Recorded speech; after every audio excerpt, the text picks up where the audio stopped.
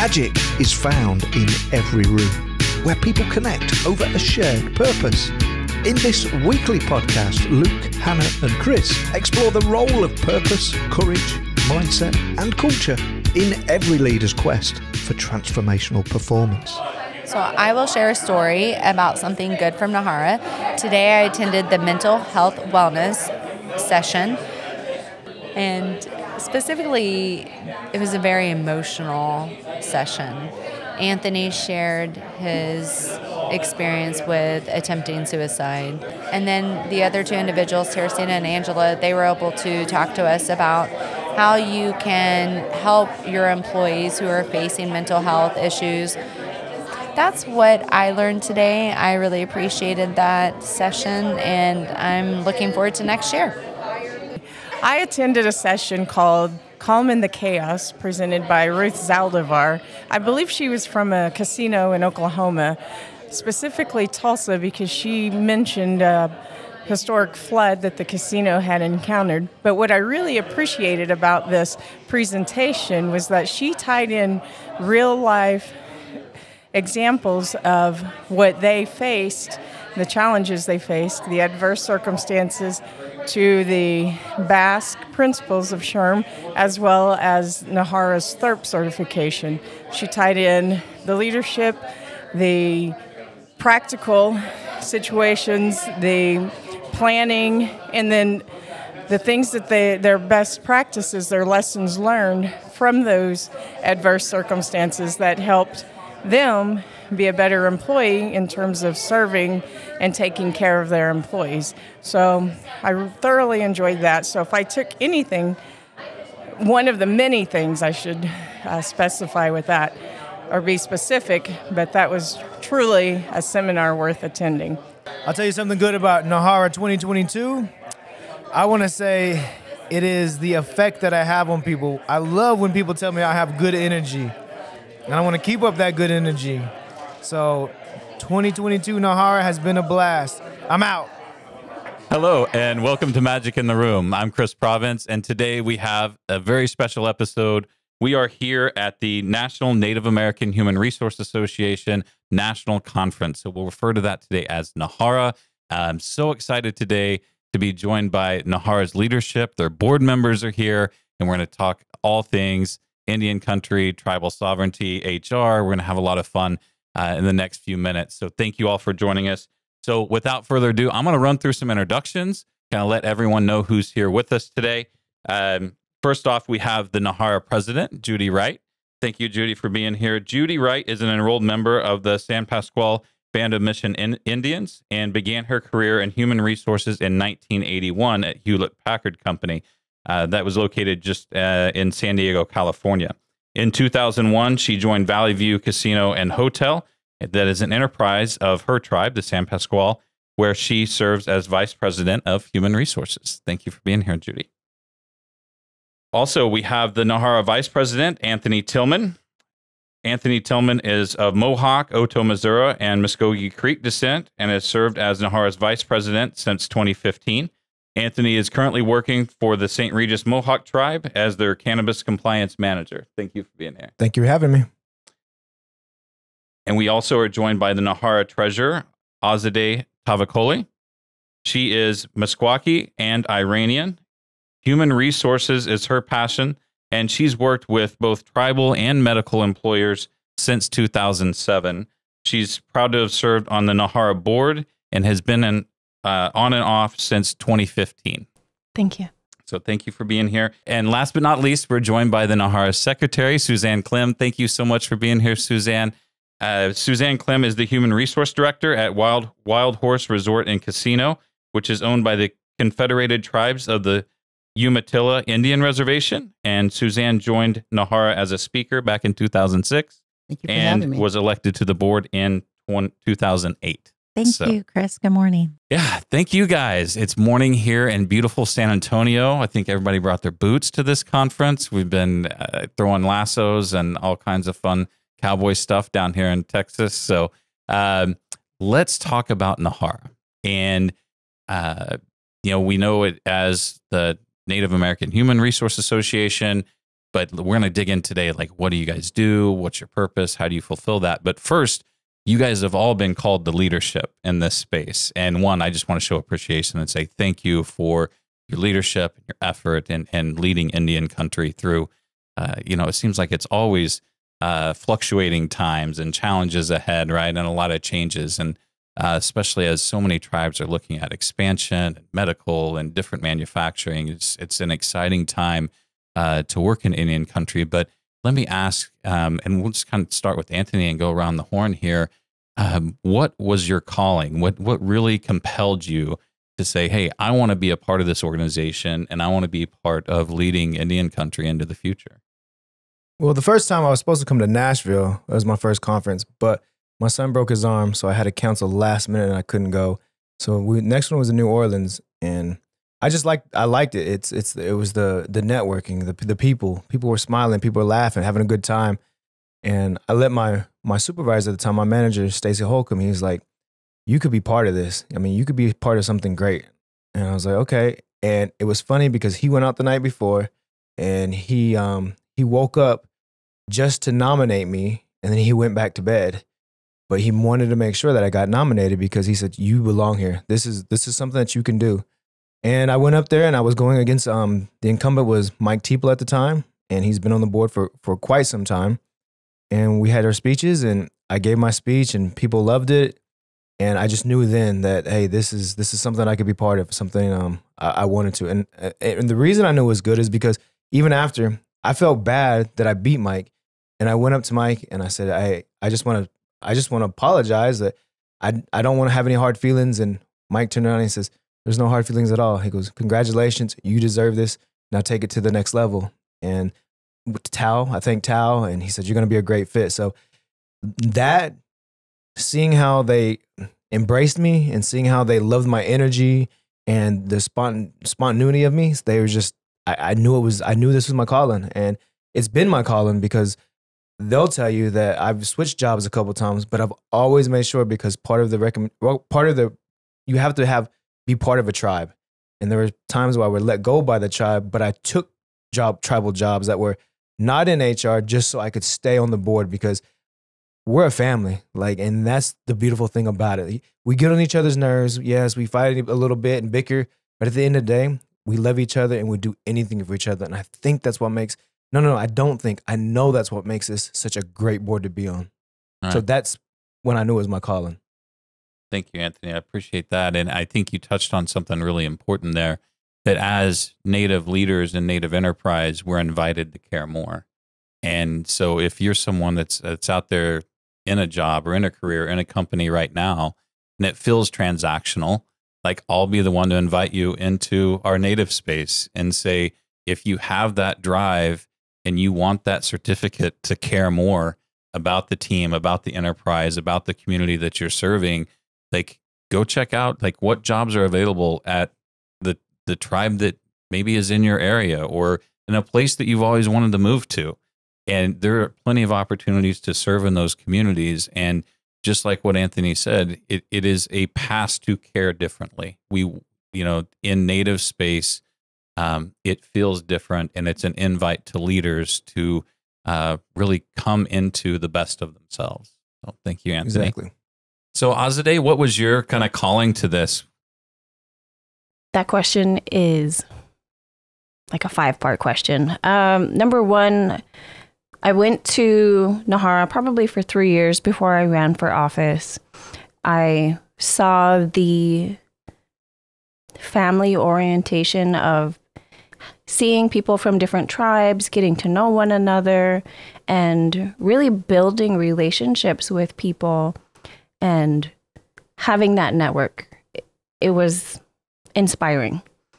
And I had taken the HR director position at home, and I really wanted to advocate ideally for the small tribes, the tribes that are in the nitty gritty, that have 500 items of compliance to do, and jobs that are behemoths in my mind. You have to become an expert in recruiting. You have to become an expert in harassment training, and the list goes on. Oh, benefits. Benefits, it was my biggest hurdle.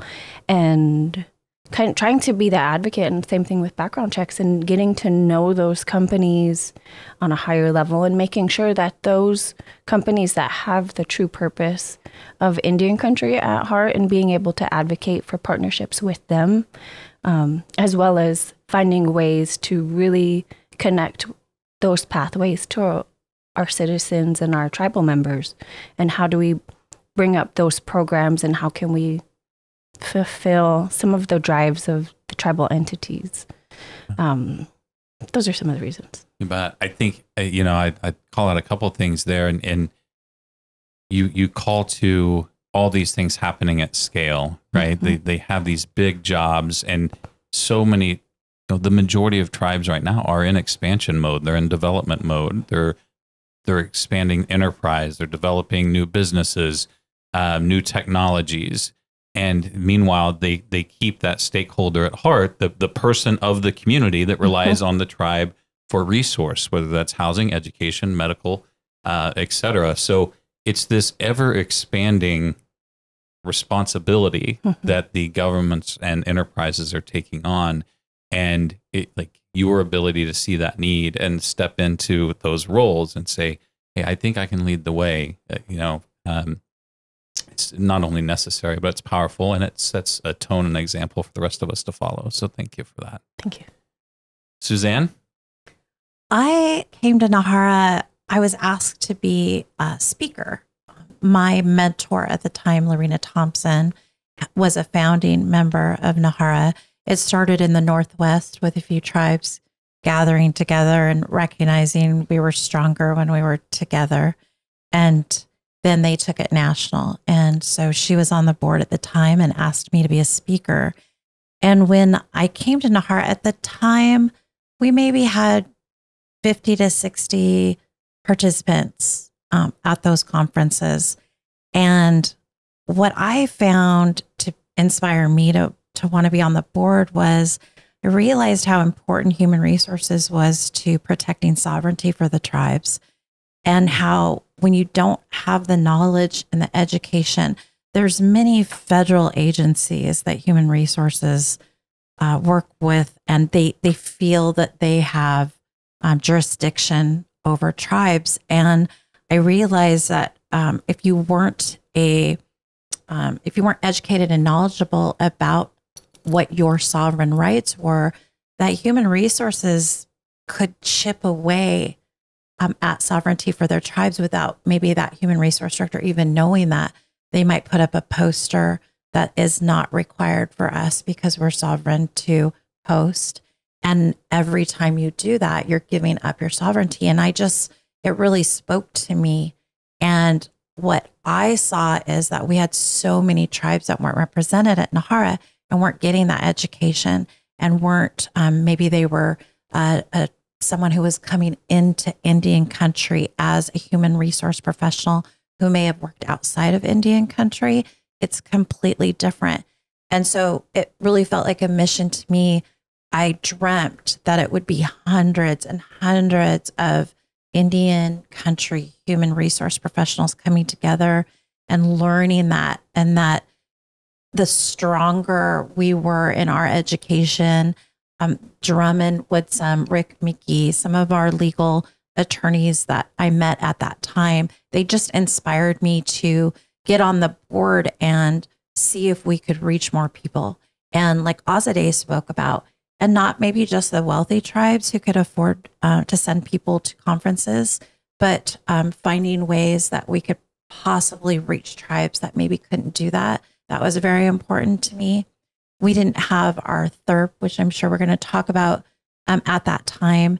And that was something that I really wanted to take part in developing to get that education and make them stronger. So now when we look at this conference, which always it always chokes me up, they'll tell you, it just chokes me up to think back at those early years where, we were lucky to have, 50, 60 people there. And then you see, 500, hundreds and hundreds of tribes represented. People come and they're bringing more people from their office. We have tracks, that are our sessions are so thorough. And I'm just really proud to be a part of that, to have had anything to do with that. And I just think we are strengthening sovereignty back at the tribes through NAHRA. I really do. You bet. And to think that, and now how many people will be here at this conference this week? And we had 580, 580. Nearly 600. Right. Yeah. And it does have that feel, right? There's a level of connectedness, because at the end of the day, the people that are here are invested in making the lives better for members of tribal communities. And it has that feel, the sessions here, and just kind of making a recommendation for anybody that hasn't been to NAHRA. If you are a non-HR leader, please come. If you are an HR leader, make it non-negotiable, because the thoroughness of the tracks, of the sessions, it's just, you're not going to get the same experience at other conferences. Other conferences kind of set the native piece off to the side. Even when we're talking about gaming and hospitality, our tribal revenues and commercial revenues are effectively the same, but we're still really not on equal terms. And in this environment, like, it's about is how we care for these enterprises. I think the other thing too is it's hard to find a conference that isn't for profit or nonprofit. And we all have full-time jobs. This is just our volunteer work. It doesn't always feel like that. Sometimes this feels like a full-time job, but we are passionate about it coming from within the field. And I think that makes a huge difference in our conference compared to other conferences, because they're not in the trench. They don't understand. And I think our board, I've always been so proud to be part of this board, because they really do come from a place of understanding, which is so different. There's nothing in it for us. The only thing that's in it for us is what you take home. So the passion is at a different level. You bet. Well, and thank you for taking it from the 50 or 60 to the now, close to 600 that'll be here in San Antonio this week. Judy, your leadership journey and what compelled you to really drive NAHRA forward? I think Anthony Ozade and Suzanne said it perfectly. It's really, what can we contribute to our tribe? I came from the corporate world, being in Hewlett-Packard, even though I was a part of our tribe and just started my position as vice president at Valley View Casino. I had a difficult time converting from following state to what applied for the tribes. So my thought was, and this is why I got involved with NAHRA and went to my first NAHRA conference, was, if I'm having this difficult of a time converting and understanding what laws apply and what laws don't, being from the tribe, how do our non-native employees feel, or leaders feel, that we're there? And so, with the ultimate goal of protecting the sovereignty of our tribe, that's why I got involved. Also, one of the benefits that was a personal benefit was, I've only been exposed to the Southern California tribes, and being able to hear about what's up in the Pacific Northwest, what was going on in Iowa, what was going on in New York, having that exposure to all tribes and being able to share our examples, our experience, and then hearing from them, it really just made tribal HR stronger for everyone. That's fantastic. And so a lot of times, we refer to tribes as sovereign entities, but whoever feels like taking the question, what does it mean to be sovereign? To me, and this is my definition, is our right to govern ourselves as a tribe. It's our right to, and you said it earlier, our casinos, our properties fund our government. And this is something that I share with our new hires every week. And I thank them for choosing Valley View Casino and the San Pasqual Band of Mission Indians, because they're just not employed by us. They're contributing to the well-being of our tribe, our tribal government, our police department. So they're a larger contribution than they realize. So to be sovereign is to be able to dictate how we're going to run. Yes, we want to be a good employer. Yes, we have policies regarding discrimination, and even though we don't fall under Title VII, we have those policies because we want to be a good employer, and we are good employers. And that reputation is increasing and getting better with the years. Yeah, and I think that's hugely important context. And Suzanne, I know you mentioned like even we have to be aware of what we're publishing to team members. Mm-hmm. When we publish things from another government, it could actually dilute our opportunity to govern. So can you speak into that a little bit? And, how does sovereignty and jurisdiction, how does that play out for Native leaders or leaders in Native enterprise? Well, it's interesting. As Judy was speaking, I was thinking Kane Smith was one of our keynote speakers, and he talked about the three independent sovereign governments that we have. So you have the United States, you have the states, and then you have the tribes. And we're all our own governments, and we dictate our own policies, our own laws, we govern independently of each other. Now we work together. And I think when you talk about sovereignty and leaders, I think that you have to have leaders who truly understand that. I think he called them sovereign powers. Mm-hmm. And I thought that was an interesting phrasing that he used. And I think it's reminding our leaders and making sure that they are aware of our power, and that how if you bring in a new leader, that the tribes need to have that, like someone like Judy, who's in a high leadership position, who understands that no matter whether they're a tribal member or not, but that they understand the mission of that independent sovereign nation, and keeping it always in the forefront that all of our missions is to improve our government. Everything we do, all our enterprises, everything is for the government. Healthy businesses support healthy governments, mm-hmm. and healthy governments support and create a healthy people. Mm-hmm. I think that chain is always important to keep in mind. And so going to the mission of NAHRA, so why does NAHRA exist? What is the purpose of this organization? And Azadeh, Anthony, you guys want to pick that one up? I'll give my 2 cents. So NAHRA exists to be a resource for its members, I think, number one, and to be advocates for ensuring that education is as strong as it can be for them to take back and arm them to be the best employers or best protectors of their tribe. The second point I was thinking, as far as NAHRA and the association, and what is one of NAHRA's key ideals, is bringing forth a table to where people can get to know one another and can understand what's going on in tribes in South Dakota or tribes in Florida, and building those partnerships within one another as directors, as friends, and building those bridges to be that resource for each other.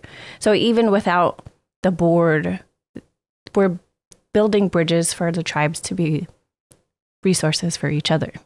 What an incredible way for NAHRA to fulfill that mission, to say we're going to create venues for connection to occur. And once these connections are formed, now anytime as a tribal leader, if I want to form a syndicate, if I'm having a challenge, I can pick up the phone and call someone. If I want to form a syndicate and say, hey, let's do something about a particular regional housing issue, right? Now I have people I can reach out and talk to about that. And the challenges facing, we've talked about it on here at length, is like the challenges around compensation, around finding and retaining talent. They're only growing. So our need for additional people in our professional networks is also growing. And I love that NAHRA fulfills its mission that way. I think it adds to, when we talk about sovereignty too, it adds to that. It adds to, HR is a key component in sovereignty. especially when nowadays when you have tribal members owning businesses and doing things. HR is important because you need employment rules, you need employment laws, you need labor laws. I think sovereignty, in my point of view, would be self-sustaining. Once we become self-sustaining and we don't need the outside help of governmental money or anything, then we can make our own decisions. We can create our own laws. And I think NAHRA is key in that because it shows people that HR is a key component in accomplishing all these things. And if you don't bring HR to the table, then you may not be very successful at attaining sovereignty. So I think it goes hand in hand, NAHRA and sovereignty. And that's one thing we don't want to forget about is our goal is to eventually, as tribal nations, become sovereign and be recognized as our own tribal entities and self-sustaining. I think just to add on to those good words, I also really liked, we had another keynote speaker today, Dr. Loarkey, and I loved what he said too, that we're independent. So all of our tribes, one thing about being in Indian country and human resources is it's not just setting our own laws and policies that govern us, but they're also different from Judy's, from Anthony's, from Azade's. And so I loved what the doctor said, because he talked about being independent threads. But to me, NAHRA is also blending those threads and combining them to be something beautiful. And I think that is one of the missions of NAHRA, is that we are all independent. We give you the tools for whatever you want to decide with your tribe.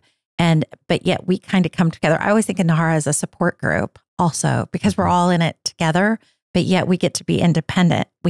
I might not like what they're doing over in that tribe, but together you've got the support group to have those discussions. So I just always love that about If NAHRA. I could add to that also, I think developing the position or the Department of Human Resources and their contribution to their tribe. It used to be that HR used to be considered personnel, paper pushers. And now we are, part of those decisions that help the tribe and help their businesses. When COVID hit, everybody kind of stopped and said, okay, what do we do? Okay, so that's when we really stepped up. And I always say the spotlight was on us because we stepped up. We said, this is what we do.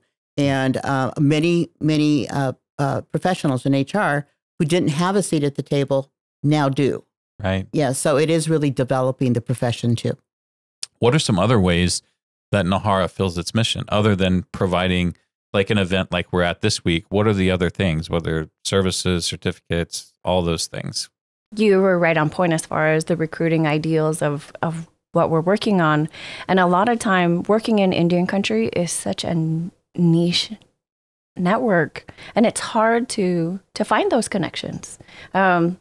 A lot of people know a lot of amazing individuals, but is there one resource for them to go to where they can ideally like post a job that can have exposure to individuals that do have experience working for tribal entities or understanding what sovereignty means? And NAHRA was able to build a job website to where we have job openings and people feed in information, and we share that out through social media and trying to create a really strong social media network. So if I know someone who's interested in possibly moving to Southern California and wants to be a compliance officer, Judy's sharing that job and it's reaching me in my network to where I could reach out to my network. And it's just building that nice web base. Mm-hmm.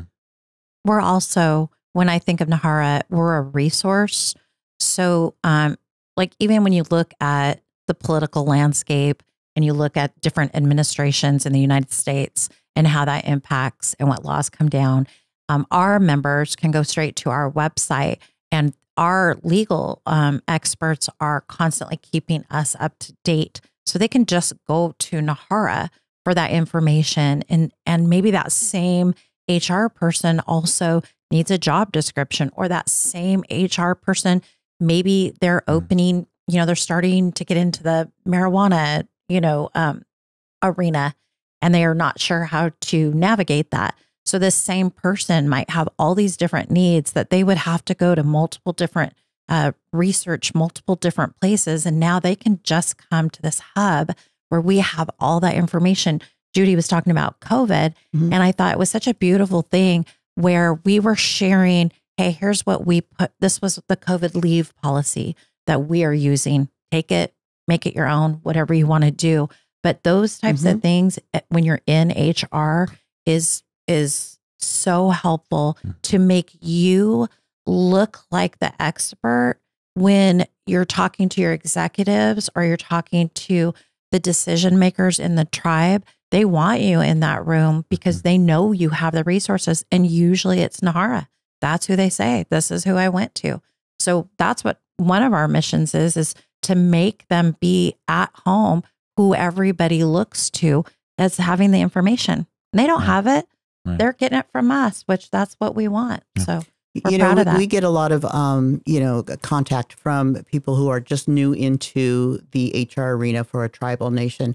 And one of the things that I will share with them is get to know your tribe. If you're not from them, get to know your tribe. What is their compact? What is their constitution? What laws do they have on active with that tribe? And that's so important to know the tribe that you are working for. The other thing is, the services that we provide. We do provide consulting. We do provide, the job posting, but we also started a compensation survey that is just for tribes. So we started with the California tribe. We actually took that over from the HR roundtable from California, and we picked that up. And now it went to the Pacific Northwest. So our goal now is to do that for tribal governments. And we're looked to for that, the importance of that, and the integrity of that survey. Yeah. And so I want to kind of hang right there and say, okay, I'm a tribal leader and I would love to have that information. How do I get that? Well, you participate. We send out every year, we send out an invite. They participated, and you have to participate to be able to get the information. And then we will sell to other tribals. We won't sell it to consultants that can use it, but really to the tribes themselves. So we are going by regions. So right now, she mentioned California, the Pacific Northwest. Eventually, we'll start rolling out additional regions as a cluster. And so if you're in the East Coast, we don't have that yet, but it will be coming in the coming years. You bet. And so if I'm interested in participating, is there somewhere I need to sign up? Is there someone I need to reach out to? We posted on the website. Okay. Yes. So I need to watch the NAHRA website or go sign up on the NAHRA website. And we send out social media also advising people. So if you're not already doing so, follow NAHRA on social media. If you're not already signed up to participate in the yearly survey or the compensation surveys, go do that today. Well, let's talk about THRP. So what is that program? What's its intention? What's it designed to accomplish? That's our Tribal Human Resource Professional certification. And it's something I think we're all really proud of, have been a part of. And we see it so much now. We're pinning over 300 people at this conference alone who've obtained their THRP. And it's a week-long class. It's put on by our attorneys, Drummond Woodsum, Rick McGee. We've got some really strong speakers in those sessions, and it's very difficult. It's not easy. And what I've seen is it's such a strong education, such a strong certificate program that over the years, it's been so nice to see is how many people are putting it as minimum quals now that they different tribes are requiring that if you're going to go into HR, that they want you to have your THRP. I see it on everyone's business cards, and it's just, we're really proud of that element. It's really morphed over the years. And I can't say enough about it. And it just continues to grow. It has evolved since the early days, and it only gets better for our members. The importance of, I want to say it's a week, but it's a crash course of everything that applies. And for someone, especially if they're non-native coming into a tribal HR country, it's not just for HR anymore. It is tribal leaders that are taking this and understanding their role in governing their tribe. So it has evolved. We're going into an advanced certification. And then we're also looking for a certification for tribal leaders themselves. Yeah, it started off as a dream. Now it's a reality. So they did an amazing job. We do an amazing job. And to just put it out there, it's fun. Third, it is a crash course, but Drummond Woodson, Rick McGee, they make it fun. So it's not like you're sitting there like you're in a boring old lecture. They interact. They make it fun and interactive. And I think that's what helps too. And the dream is to make it equivocal to SHRM. And so our third, like they were saying, is now when you start seeing it as a prerequisite, that gives us pride because we're doing the dang thing. We're doing it as a dream, and now it's a reality. And we just continue to grow it, and we want people to understand that we are somebody in Indian country. Our credentials mean something. We do have a say in society. And so it's, again, we're strong, we're resilient, and we're still here. And I just love it. And that's what NAHRA is about. Right. And it's that sense of leadership and the mindset that I see is like in Indian country, if we don't create it, it doesn't exist. And that's really the whole idea of self-determination. If we don't build it here, you won't find it here. So yeah, SHRM has their programs, but we play, I say it's niche of a niche, right? Like it is very specific to your tribe, your constitution, your compacts, and then how do I apply my time, talents, and resources to this particular spot? And your guys' ability to just like see the need, fill a need. And I think it's so much of the mindset about leadership that exists with courageous leaders across Indian country. And I think there's still this idea that when we think about Native employment, it's gaming and hospitality. It's casinos and hotels. And if it's not that, then what? And obviously that space has done very well for the tribes. But, you know, Anthony, as you look across, like what's happening in Indian country now, like how are tribes expanding? What types of businesses are they getting into? Like, where is all this headed?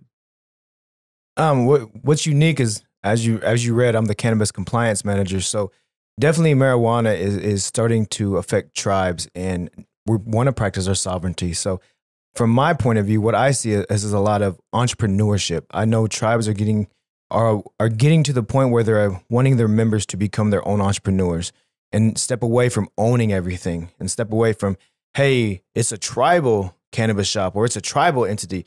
No, that is an individual entity, a tribal member's individual entity that they just pay fees to us for, and we guide them and help them. So I think the future is so bright for all tribes because we are moving, and the government is starting to realize and notice us as sovereign and becoming self-determined, and they're willing to work with us more than they were in the past. So from my standpoint, the cannabis industry is growing huge, and I want to be on the forefront for it, and so do the tribes. And so it's beautiful. It's beautiful to see the tribes grow. And so from my standpoint, what I see is just the cannabis industry. They may have a different, because they're different tribes from different areas, but from our area, we are the first ones in New York to have legalized marijuana. It hasn't been approved, it's been approved in the state of New York, but no shops have been made, no cultivators have been formed. We have all that on our reservation now, and we're looking to expand. And so that's, from my point of view, that's what I see. Oh, that's fantastic. And so the tribes that you all are with, or the other nations that you have insight to, what are the other business arenas that they're really bullish on? Right now, and as Anthony mentioned, all tribes are structured differently. We have an economic development corporation. We have a gaming corporation. I'm also on the board of directors for the gaming corporation. And the gaming is the main source of funding for the tribe. But the economic development also has a golf course. They have a gas station. It's not even a gas station. It's called a fueling station. A very large one. They have rental properties. They have a number of different areas that they are looking into, fast food restaurants, etc. But the tribes typically have different areas, as far as HR, you have your housing, you have your government, you have your education departments, and they spanned, their knowledge spans, through a number of industries. So You bet. Yeah, Suzanne? Well, with my tribe, they're definitely trying to lead the way in technology. So they've expanded quite a bit into, we have our Cayuse technology, which is amazing. And they are actually all across the country providing that kind of technical support. So they've really expanded outside of just the casino. I think, like you said, I think a lot of times it's connected to the casino, but like Judy said, we're really trying to get into a lot of areas. So we're not dependent on the casinos. And so you see that a lot more. Like she said, we have, the golf courses and the bowling and the Cineplex, and we've got our Yellow Hawk, our health center, and our fire department. And, we have Cayuse Technologies, and it just keeps going on and on and on. And they're trying to lead the way, which is nice. And I think that's what Anthony was speaking about for New York, just where the tribes are, we want to lead the way, no matter what the industry is. We think we can lead the way for everyone else to follow. And I think it kind of speaks on what you're talking about as far as leaders in the tribe. I think they're definitely thinking far and away above just casino and the gaming industry. And it's impressive. I know when we sit here at the conference, a lot of our HR directors were over, maybe 100 employees. I have almost 1,000 I'm over, and it continues to grow. So it's exciting to see in all the tribes. Just you can see that they're really thinking outside of just that gaming box. Sure. I think you continue to see areas of opportunity for tribes as they manage their own delivery of medical care, right?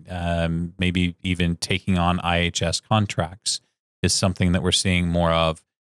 Specific development in the technical space. And we look at a company like Cherokee Federal, who's just 100% government contracting and delivering humanitarian aid and crisis support and safety and security.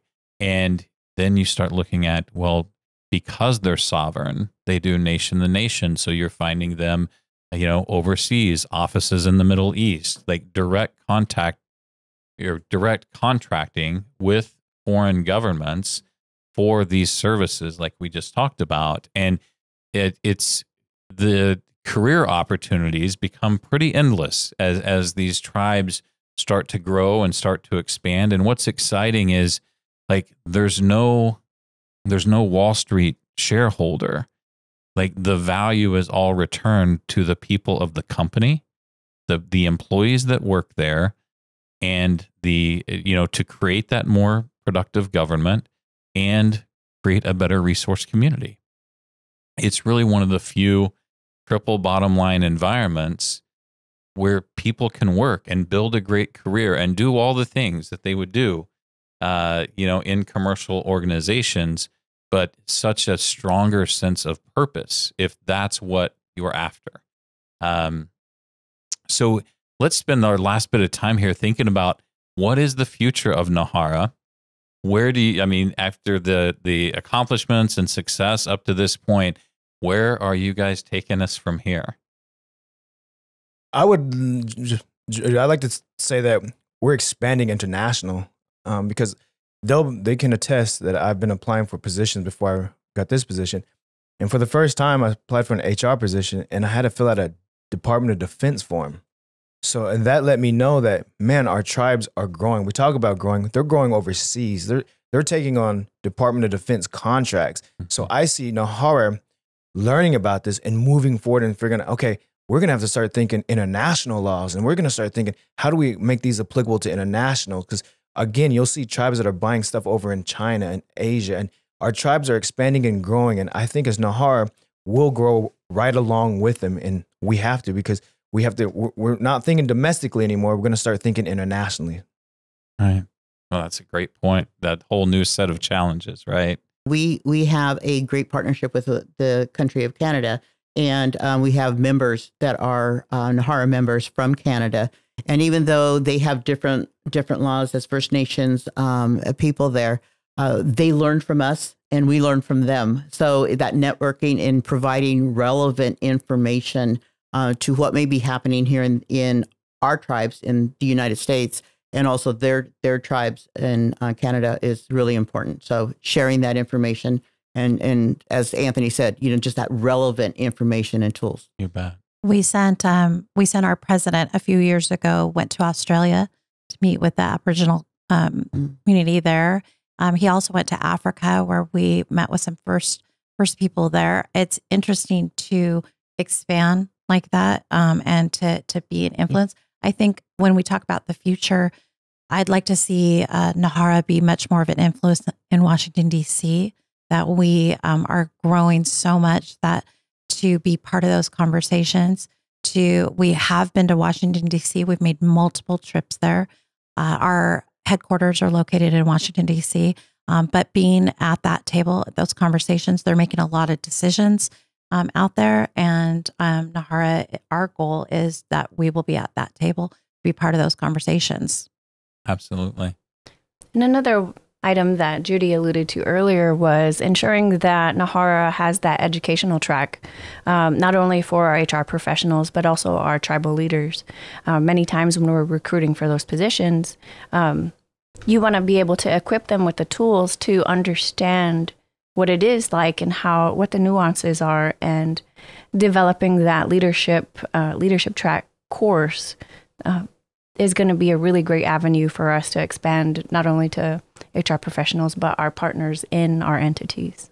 And to add to that, what Suzanne said, I can't remember what conference it was, but we had Deb Holland speak. Remember, she left a video for us? So that's the influence that we're having. Oh, Sharice David. That's the influence that we're having in Washington, D.C. And that's the influence that we, like Suzanne says, that we hope to become greater at. You bet. Well, you guys, just an amazing job. The leadership, the effort, the resources pulled together to outfit leaders across Indian country, whether you're in the HR space or the operating space, tribal government. It's just an organization that's really important to be connected with and connected to. So if you don't mind, Judy, can you let everyone know, like, I want to be connected. I want to become part of NAHRA. I want to plug in.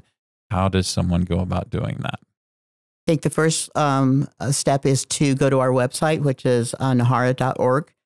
We have all of the information there. You can reach out to any of our board members, which we're all on our website, and just make the initial contact, and we'll reach out. You bet. Well, thank you for that. And as always, here at Purpose and Performance Group, you can find us at purposeandperformancegroup.com. Thank you all so much for joining us here today and having such an incredible conversation. And we look forward to seeing you the next 3 days and the next conference and the next online webinar after that. But thank you all for everything you do for Indian country and answering your calls to leadership. Until next time here on Magic in the Room, thank you, and let's go win the day. Thank you. Magic in the Room is hosted by Chris Province, Hannah Bratteroo, and Luke Freeman, and produced by Ben West. Theme music is by Evan Grimm. Title track Fake Love available on Apple Music. And this podcast was recorded at Storycatcher Studio with video and audio editing and production support by Brad O'Hara and Alicia Crum, with inspiration, strategy and technical support by yours truly, Neil Hughes. Magic in the Room is a production of Purpose and Performance Group. You can find us at purposeandperformancegroup.com, and remember, previous episodes are available at magicintheroom.com.